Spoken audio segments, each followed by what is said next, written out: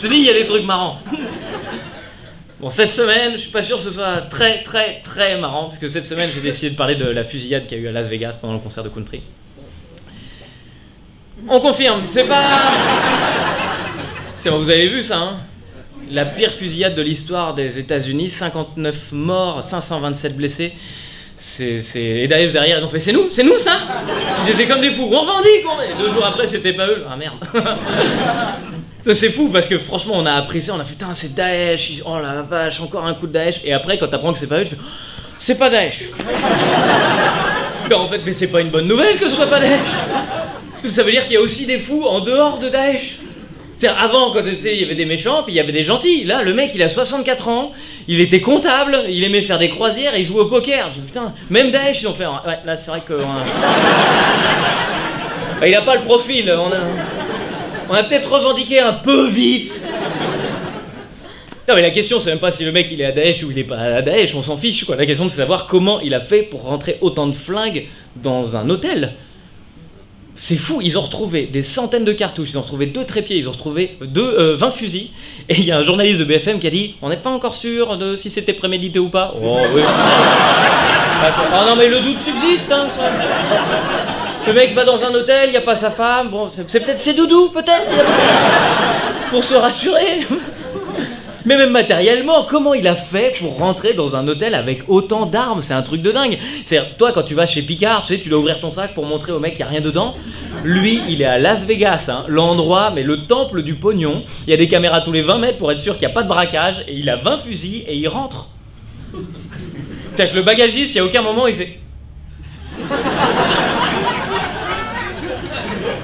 C'est un petit peu lourd, là, quand même, hein. Je vais ouvrir quand même pour vérifier. Mon Dieu, mais c'est des fusils. Mais c'est hyper dangereux. Pour mon dos, faut que je fasse plusieurs voyages. Hein. Et même comment ça se fait que personne ne le surveillait, ce mec-là? Dans l'année, il a acheté 33 armes à feu. C'est beaucoup, quand même. 33 armes à feu, c'est une tous les 10 jours. Je veux dire, il y a un moment, tu dis, ah non, ça me plaît pas, je vais en prendre une autre quand même. Il n'y a personne pour le surveiller, juste vérifier qu'il y a un truc qui se passe mal. Je suis allé à la pharmacie il y a 2 jours, parce que j'ai un problème à la gencive, il faut que je vous dise...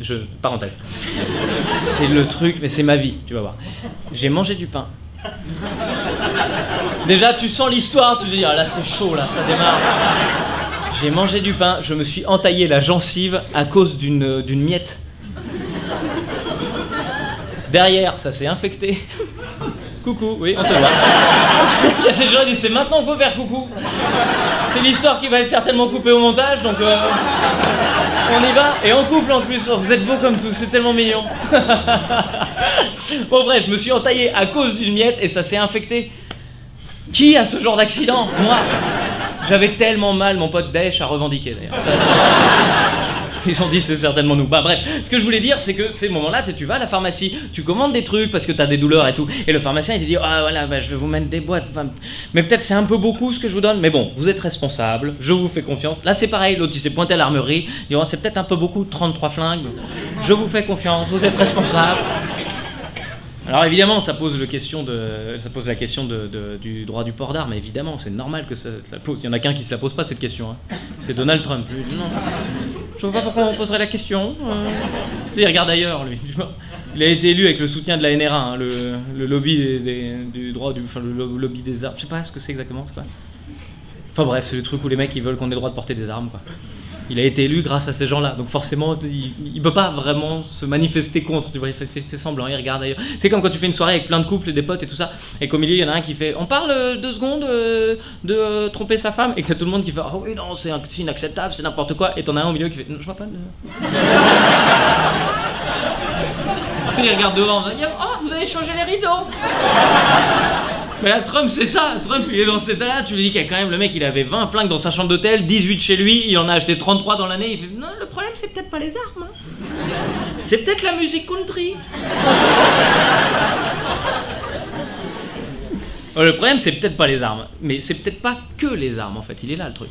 Le problème, c'est peut-être pas que les armes, c'est peut-être aussi ceux qui les portent. Parce que pendant l'ouragan Irma, vous vous souvenez de ça il y a quelques temps, et ben il y a des mecs qui ont essayé de l'arrêter en tirant dessus. 70 000 Américains se sont dit, ils ont fait un groupe Facebook, ils se sont dit, nous, on peut arrêter l'ouragan en tirant dessus. C'est-à-dire qu'il y a des gens qui ont le droit de porter des armes et qui se disent, on peut tuer le vent. Mais ces gens-là, faut les aider, ils ont besoin de soutien, non? Tu peux pas les laisser comme ça, il faut leur dire, écoutez les gars, non, on ne peut pas tuer un ouragan dans cette position, mais si vous vous mettez là, juste dans l'axe comme ça, vraiment, dans la... Voilà, vous vous mettez comme ça, face à l'ouragan, sur la trajectoire, normalement vous pourrez la voir. Allez. Bon courage, l'Amérique est fière de vous. Trop bien, je pensais que c'était beaucoup plus drôle que ça, du coup c'était ma chute. Et Internet, merci d'avoir regardé cette vidéo jusqu'au bout. Un grand merci à tout le public qui était présent ce soir. Rendez-vous tous les samedis à 11h sur YouTube et les vendredis soirs pour mon spectacle. C'est là qu'on tourne. Merci beaucoup.